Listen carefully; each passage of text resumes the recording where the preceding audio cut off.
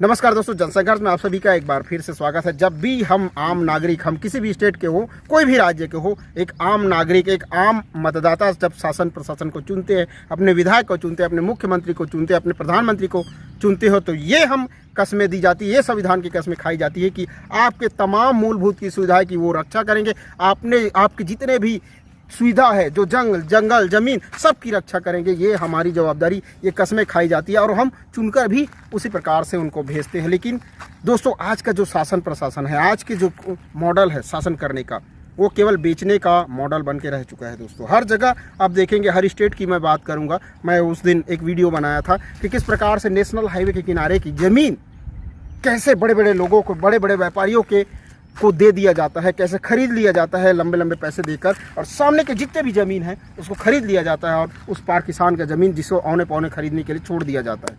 उसी प्रकार से आज हम आए हैं दोस्तों छत्तीसगढ़ के धमतरी जिला के कुरुद ब्लॉक में। ये जगह है दोस्तों ग्राम बगौद और बंजारी का मिलाप है। ये जगह देख सकते हैं, कितनी सारी ढेर सारी फैक्ट्रियाँ यहाँ पर बन रही है।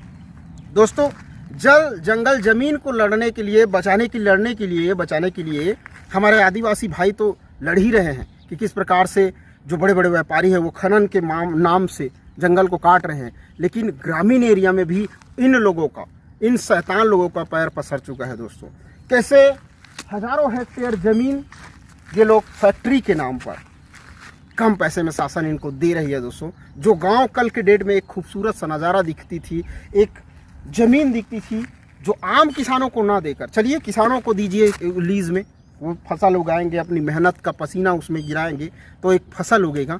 लेकिन उनको नहीं देना है, क्योंकि उनसे कुछ नहीं मिलना है, केवल वोट एक मिल रहा है जिसको हम खरीद लेंगे। और सही बात है, खरीद ही लेते हैं वोट, लेकिन इन लोगों से पैसा मिलता है। और कारण क्या कहा जाता है दोस्तों इन फैक्ट्रियों को लगने का, कि आम लोगों को मजदूरी मिलेगी, आम लोगों को यहाँ नौकरी मिलेगी। लेकिन ऐसा होता ही नहीं है दोस्तों।